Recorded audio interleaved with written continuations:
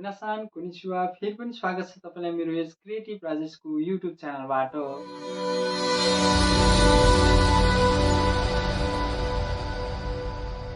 आजको भिडियोमा चाहिँ मैले एसएसडब्ल्यू भिजामा नेपालदेखि जापानसम्मको मेरो आफ्नो यात्राको बारेमा सेयर गर्दैछु र यो भिडियो चाहिँ तपाईहरुलाई चाहिँ किन हेर्नुपर्छ भन्दाखेरिमा चाहिँ नेपालदेखि एसएसडब्ल्यू भिजामा जापानसम्म आउनको लागि कति समय लाग्छ त, यो बिचको प्रोसेसिङहरू चाहिँ के हुन्छ, त्यो प्रोसेसिङहरूलाई चाहिँ हामीले कसरी चाहिँ प्रिपेयर गर्नुपर्छ, के डकुमेन्टहरू चाहिन्छ, कस्ता कस्ता चाहिँ हामीलाई चुनौतीहरू आउन सक्छन्, यी सम्पूर्ण कुराहरू चाहिँ मैले आफ्नो एक्सपिरियन्समा भन्ने छु। त्यस कारणले यो भिडियो चाहिँ एकदमै इम्पोर्टेन्ट रहेको छ र जति पनि साथीहरू हुनुहुन्छ अहिले नेपालमा जिएफटी पास गरेर इन्टरभ्यू फेसिङ गर्दै हुनुहुन्छ अथवा मेडिकलहरू सबै भएर चाहिँ सिओए वेटिङमा हुनुहुन्छ, यी सम्पूर्ण साथीहरूको लागि चाहिँ मैले त्यसपछिको प्रोसेस चाहिँ के रहन्छ त, त्यस्तै अब त्यसपछि तपाईँहरूले के चाहिँ प्रिपेयर गर्नुपर्छ त भन्ने कुरा पनि तपाईँहरूलाई थाहा हुन्छ नि त। त्यस कारणले यो भिडियोलाई चाहिँ अन्तिमसम्म हेरिदिनु होला र मेरो यस क्रिएटिभ राजेशको युट्युब च्यानलमा चाहिँ निकै लामो समयदेखि चाहिँ भिडियोहरू आइरहेको थिएन। मेरो आफ्नो समय व्यस्तताको कारणले चाहिँ तपाईँहरूलाई भिडियो दिइरहन सकेको थिएन, त्यसको लागि चाहिँ सरी भन्न चाहन्छु र अबबाट चाहिँ मैले रेगुलरली भिडियो ल्याउने बाचा पनि गर्दछु। त्यस कारणले यसको लागि चाहिँ तपाईँहरू सम्पूर्ण साथीहरूको सपोर्ट पनि चाहिन्छ। सबैजनाले चाहिँ अझै पनि सब्सक्राइब गर्नुभएको छैन भने सब्सक्राइब गरिदिनु होला र अरू साथीहरूलाई पनि सेयर गरिदिनु होला। हामी चाहिँ यस च्यानलमा यस्तै कुराहरू गर्नेछौँ। एसएसडब्ल्यू भिजामा चाहिँ जापानमा चाहिँ कस्तो छ त लाइफस्टाइल, एसएसडब्ल्यू भिजामा आएर काम गर्दाखेरिको एक्सपिरियन्स कस्तो हुन्छ। म आफै पनि एसएसडब्ल्यूको फुड सर्भिस क्याटेगोरीबाट चाहिँ अहिले जापानमा काम गरिरहेको छु र काम गरेको 1 महिना पनि भइसकेको छ। जापानमा जापानिजहरूले चाहिँ कसरी लाइफस्टाइल बिताउँछन् त, जापानिज लाइफस्टाइल चाहिँ कस्तो हुन्छ त वास्तवमा, यी सम्पूर्ण कुराहरू चाहिँ यस च्यानलबाट हेर्नेछौँ। र अब चाहिँ लागौँ आजको टपिकतर्फ। टपिक रहेको छ एसएसडब्ल्यू भिजामा नेपालदेखि जापानसम्मको मेरो आफ्नो एक्सपिरियन्स कस्तो रह्यो त। सुरुमा चाहिँ मैले एसएसडब्ल्यू भिजामा अब जापान जान्छु भनेर थालेको चाहिँ 2023देखिबाट थालेको थिएँ साथीहरू। मैले चाहिँ 2023बाट चाहिँ मैले जापानिज भाषा पढिरहेको थिएँ र त्यति बेलादेखि नै म चाहिँ एसएसडब्ल्यू भिजामै जापान जान्छु भनेर चाहिँ प्रिपेयर गरेकै थिएँ। तर बिचबिचमा चाहिँ मेरो कस्तो चाहिँ ट्विस्टहरू आइदियो भन्दाखेरिमा चाहिँ इक्जाम फर्म भर्दाखेरि इक्जामै फर्म नभरिने र धेरै कोसिस गर्दाखेरि चाहिँ बल्ल बल्ल इक्जाम फर्म भरिएर चाहिँ मैले जिएफटी इक्जाम दिन सक्सेस भएको थिएँ। जिएफटी इक्जाम मैले 2024को जनवरीतिर जिएफटीको इक्जाम दिएको थिएँ। तपाईँहरूले अघिल्लो भिडियोहरू मेरो हेर्न सक्नुहुन्छ, त्यहाँ पनि मैले भनेको छु जिएफटी इक्जामको मेरो एक्सपिरियन्सहरू मैले त्यहाँ पनि सेयर गरेको छु।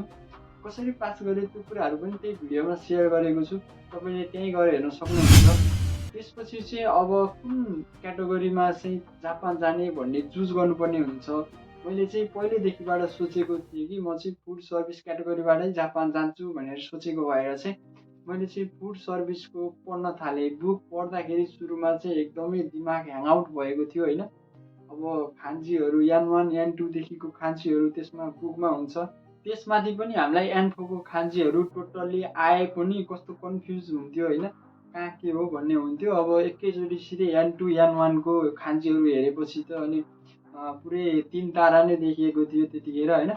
त्यसपछि चाहिँ फुड सर्भिसको त्यो बुकलाई चाहिँ सेल्फ पढेको हो मैले चाहिँ होइन, सेल्फ र केही समय चाहिँ त्यही कन्सल्टेन्सीमा पनि पढेको थिएँ र त्यसपछि चाहिँ सेल्फ पढेर चाहिँ पास गरेको थिएँ मैले। त्यो पढ्दाखेरि चाहिँ सुरुमा एकदमै दिमाग ह्याङआउट नै भएको थियो होइन। खान्जी कहाँ के हो कसरी पढ्ने त्यसलाई भन्ने भएको थियो।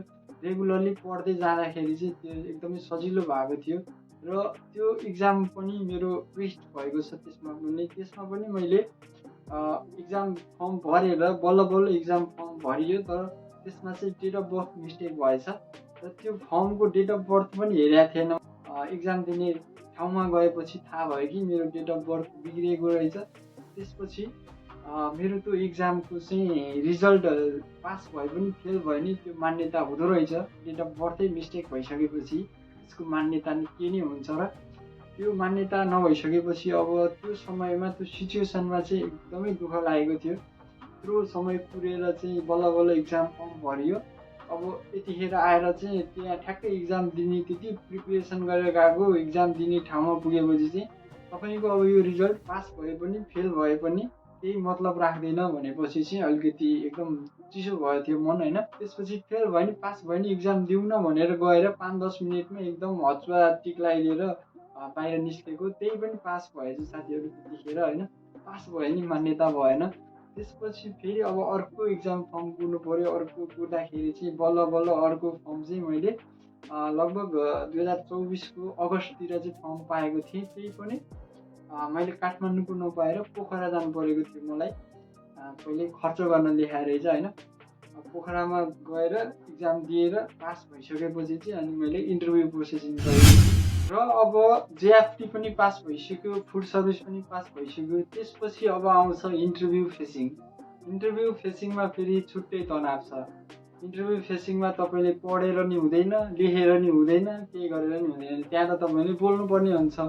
बोल्नलाई फेरि अब हाम्रो जापानिज भाषा यस्तै हो, डरै लाग्छ सुरुमा त, कहाँ के हो कस्तो हो, अब उसले के सोध्ने हो, कसरी एन्सर दिने हो, यी सम्पूर्ण कुराहरू चाहिँ इन्टरभ्यूमा एकदमै तनाव हुन्छ। यी कुराहरूले चाहिँ गाह्रो पर्छ। र मैले चाहिँ इन्टरभ्यूका क्वेसनहरू कस्तो आउँछ, कसरी सोधिन्छन् इन्टरभ्यूमा भन्ने एउटा भिडियो पनि राखेको थिएँ पहिला। तपाईँहरूले त्यो भिडियोलाई पनि एकचोटि हेर्न सक्नुहुन्छ। त्यसमा चाहिँ मैले इन्टरभ्यूमा सोध्ने सम्भावित क्वेसनहरू पनि राखिदिएको छु। र इन्टरभ्यूमा चाहिँ मैले अक्टोबरमा चाहिँ इन्टरभ्यू पास गरेको थिएँ। इन्टरभ्यू पास गर्नुभन्दा अगाडि पनि विभिन्न कन्सल्टेन्सी धाएर प्रि इन्टरभ्यू दिएर प्रि इन्टरभ्यूमा पनि ल पक तेरो चाहिँ फाइनल इन्टरभ्यू गराइदिन्छ भन्ने मान्छेहरू पनि धेरै थिए। र त्यहाँ नभएर चाहिँ अन्तिममा चाहिँ मैले चाहिँ अक्टोबरको लगभग डेट चाहिँ याद भएन, अक्टोबरमा चाहिँ मैले इन्टरभ्यू पास गरेको थिएँ। अक्टोबरमा इन्टरभ्यू पास भइसकेपछिको चाहिँ अब हाम्रो त्यसपछि प्रोसेस भनेको चाहिँ नाइटै आउँछ। इन्टरभ्यू पछि नाइटै आइसकेपछि चाहिँ कन्ट्र्याक्ट पेपरको वेटिङमा बस्नुपर्ने हुन्छ। कन्ट्र्याक्ट पेपर चाहिँ 7-8 दिन 15 दिनमा नि आइदिन्छ, 1-2 महिना नि लाग्न सक्छ होइन। मेरो चाहिँ 2 महिना जति नै लागेको थियो फेरि कन्ट्र्याक्ट पेपर आउनलाई। कम्पनीले चाहिँ 2 महिनापछि कन्ट्र्याक्ट पेपर पठाइदियो। कन्ट्र्याक्ट पेपर आउनुभन्दा अगाडि नै मेरो चाहिँ मेडिकलहरू सबै गरेर राखेको थियो। मेडिकलहरूमा चाहिँ त्यस्तो खासै केही हेर्दैन, छातीको हेर्छ, छातीमा दाग छ कि छैन, त्यसपछि ब्लडको हेर्छ, ब्लड हेरिसकेपछि चाहिँ अनि टिबी पनि हेर्छ। त्यसपछि भनेको युरिन टेस्ट हुन्छ, पिसाबको पनि जाँच गर्छ। यति नै हो टेस्टहरू। र टेस्टमा चाहिँ डराउनु पर्ने खासै केही पनि हुँदैन। मेडिकलमा चाहिँ छातीहरूमा दाग साग देखियो भने पनि कन्सल्टेन्सीले टाकाटुक्का पारेर मिलाइदिन्छ होइन, त्यसमा डराउनु पर्ने केही हुँदैन। त्यसपछि हाम्रो कन्ट्र्याक्ट पेपर पनि आइसकेपछि चाहिँ त्यसपछि कन्ट्र्याक्ट पेपर हामीले साइन गरिदिएर पठाउने हो। कन्ट्र्याक्ट साइन गरेर मैले डिसेम्बरको लास्टतिर कन्ट्र्याक्ट साइन गरेर पठाएको थिएँ। त्यसपछि अब आउँछ सिओई वेटिङको पालो। सिओई वेटिङको पालोमा पनि फेरि छुट्टै तनाव छ भने जस्तो होइन। त्यसमा चाहिँ झन् तनाव हुन्छ। फेरि साथीहरूको अलि अगाडि सिओई आइदियो भने सँगै पढाए साथीहरूको अगाडि सिओई आइदिएपछि आफ्नो आएन अनि त्यसपछि फेरि अब त्यहाँ फेरि डिप्रेस भने जस्तो होइन, डिप्रेसनमा जान नि सक्छ मान्छे। अब यत्रो दुःख गरेर पढ्यो, उसको त आइसक्यो, मेरो कहिले आउने छैन। अब त्यो तिमीलाई कुर्दै बसेको छु पिँढीमा भने जस्तो फिल हुन्छ होइन। त्यो चाहिँ मेरो डिसेम्बरमा मैले कन्ट्र्याक्ट साइन गरेर पठाएको, फेब्रुअरीतिर चाहिँ मेरो सिओई आइदियो। हेर्नुहोस् है, 2025को फेब्रुअरीमा मेरो सिओई आयो। सिओई आएको चाहिँ मलाई कसरी जानकारी भएको थियो भन्दाखेरिमा चाहिँ त्यति बेला मैले क्लास लिइरहेको थिएँ, जापानिज लाइफस्टाइल बारेमा यताउति क्लासहरू लिइरहेको थिएँ, N3 पनि पढिरहेको थिएँ। त्यही क्रममा चाहिँ म बसमा चाहिँ जाने क्रममा, बसबाट पढ्न जाने क्रममा चाहिँ त्यो बिहानी पख चाहिँ फोन आएको थियो होइन। बिहान फोन आएको थियो त्यतिखेर, तपाईँको ल बधाई छ तपाईँको सिओई आयो भनेपछि यत्रो 2 वर्षसम्मको मेहनत, यति धेरै प्रिपेयर गरेको थियो, यति चाहिँ कुरेर बसेको थियो होइन। सिओई आयो भनेपछि चाहिँ एकदमै एक्साइटेड भइरहेको थियो होइन। बसमा फेरि अब त्यत्रो प्याक बसमा कहाँ के एक्साइटेड भएर नि के गर्ने हो र होइन। जे भए पनि मनमा नै खुसी चाहिँ भइरहेको थियो। सिओई आइसकेपछि चाहिँ फेरि अर्को प्रोसेसिङहरूमा जान्छ। यो हामीले भिजाको लागि चाहिँ एप्लाई गर्नुपर्ने हुन्छ। सिओई आइसकेपछि भिजा एप्लाई गर्नको लागि हामीले चाहिँ भिएफएक्स ग्लोबल भन्ने चाहिँ एउटा साइटमा गएर चाहिँ भिजा अपोइन्टमेन्ट लिनुपर्ने हुन्छ। र भिजा अपोइन्टमेन्ट लिँदाखेरि चाहिँ अब हामीले चाहिँ एसएसडब्ल्यू क्याटेगोरीमा भएकोले सिओए विथ एक्सपर्ट भन्ने टाइपको के छ त्यहाँ सब क्याटेगोरीमा त्यो छान्नुपर्ने हुन्छ हामीले चाहिँ त्यो छानेर चाहिँ अनि भिजाको अपोइन्टमेन्ट डेट लेख्ने हो। टाइमको लागि चाहिँ भिजा अपोइन्टमेन्ट सजिलै हुन्छ। हाम्रो एसएसडब्ल्यू क्याटेगोरी चाहिँ छुट्टै भएकोले स्टुडेन्ट जस्तो डेटहरू नपाइने भन्ने हुँदैन, आरामले डेटहरू पाइन्छ। र यसमा पनि मेरो चाहिँ ट्विस्ट के भइदियो भन्दाखेरिमा चाहिँ त्यसमा पनि मैले चाहिँ के मिस्टेक गरेको थिएँ कि मेरो चाहिँ पहिल्यैबाट मिस्टेक हुने बानी होइन। त्यसमा चाहिँ मिस्टेक भएर मैले चाहिँ फेरि भिएफएक्स चाहिँ मैले 7 दिन पछिको लिएको थिएँ। 7 दिन पछिको लेख्दाखेरि मिस्टेक भइदिएछ। फर्म भर्दा मिस्टेक भएर उहाँ गएर चाहिँ मैले प्रिमियम सर्भिसमा चाहिँ काम गराएको थिएँ होइन। नेपालको सिस्टम के छ भन्नु होला भने पैसा सैसा अलिकति दियो भने चाहिँ काम चाहिँ सजिलै हुन्छ होइन। मेरो पनि अब कति 6-7 हजार लिएको थियो त्यहाँ प्रिमियम सर्भिसमा। काम चाहिँ तपाईँको 2 मिनटभित्रमा सबै काम सकाइदियो। भिजाको डकुमेन्ट लिएर तिनीहरूले सम्पूर्ण कुराहरू चाहिँ 2 मिनटमै सकाइदियो। अरू साथीहरू चाहिँ 1 घन्टासम्म लाइन बसेर बल्ल बल्ल काम सकेर आए होइन। भिजा एप्लिकेसन फर्म हामीले चाहिँ लिएर जानुपर्ने हुन्छ भिजा अपोइन्टमेन्टको लागि चाहिँ। भिजा अपोइन्टमेन्ट लेटर अनि त्यसपछि भिजाको लागि पासपोर्ट साइज फोटो तपाईँको 45x35 mm एउटा फोटो र पासपोर्टको फोटोकपीहरू लिएर जानुपर्ने हुन्छ। अनि सिओएको 2टा फोटोकपी लानुपर्ने हुन्छ। र त्यो भइसकेपछि चाहिँ तपाईँको अपोइन्टमेन्ट टाइम कति बजेको छ त्यति बजेमा चाहिँ तपाईँ त्यहाँ गएर अपोइन्टमेन्ट दिन सक्नुहुन्छ। त्यसपछि चाहिँ तपाईँलाई 1 हप्तापछि चाहिँ भिजा आउँछ। भिजाको म्यासेज चाहिँ इमेलमा अथवा म्यासेजमा आउँछ। मेरो पनि म्यासेज र इमेल दुइटैमा आएको थियो। भिजा आयो कङ्ग्रेचुलेसन भन्ने टाइपको एउटा म्यासेज आएको थियो होइन। त्यति भइसकेपछि त अनि ढुक्कै भयो। अब भिजा आइसक्यो, अब त जापान उड्ने प्लानिङ गरौँ होइन। त्यो वाला फिल त आइहाल्छ होइन। त्यसपछि चाहिँ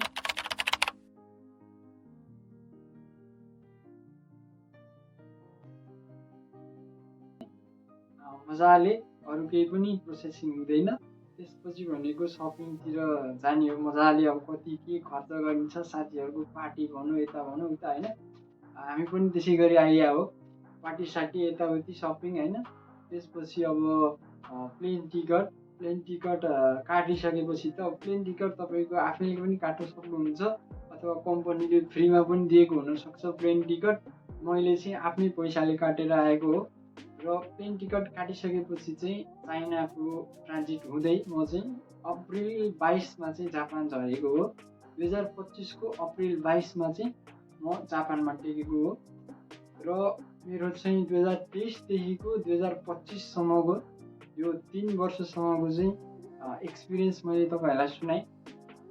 यो एक्सपिरियन्सभित्र चाहिँ धेरै पीडाहरू पनि लुकेको छ। हेर्नुहोस् त यति धेरै पीडाले चाहिँ म यहाँसम्म आइसकेको छु। र अब तपाईँहरूलाई पनि यस्तो समस्या नहोस् भनेर चाहिँ तपाईँहरूले पहिलेदेखिबाट के चुकेते हुन सक्नुहुन्छ। फर्महरू भर्दाखेरि एकदमै ध्यान पुऱ्याएर फर्म भर्नु होला।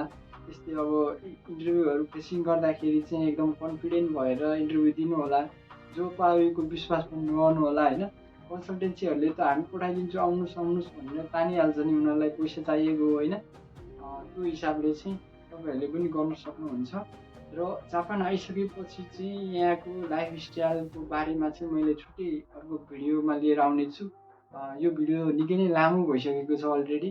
त्यस कारणले आजको भिडियो चाहिँ मैले यहीँ टुङ्गाउन चाहन्छु। तपाईँहरूलाई चाहिँ मेरो एसएसडब्ल्यूको यहाँसम्म जापानसम्मको यात्रा चाहिँ कस्तो लाग्यो कमेन्ट पनि गर्नुहोला। र अहिले तपाईँ कुन स्टेपमा चाहिँ प्रोसेसिङ गर्दै हुनुहुन्छ, इन्टरभ्यूमा हुनुहुन्छ कि इक्जाम पास गर्दै हुनुहुन्छ कि सिओए वेटिङमा हुनुहुन्छ कि कस्तो अवस्थामा हुनुहुन्छ त्यो पनि कमेन्ट गर्नुहोला। सबैजनालाई रमाइलो हुन्छ होइन। यस्तै गरी आजको भिडियो चाहिँ म यहीँ टुङ्गाउन चाहन्छु। धन्यवाद। आरिगातो गोजाइमास।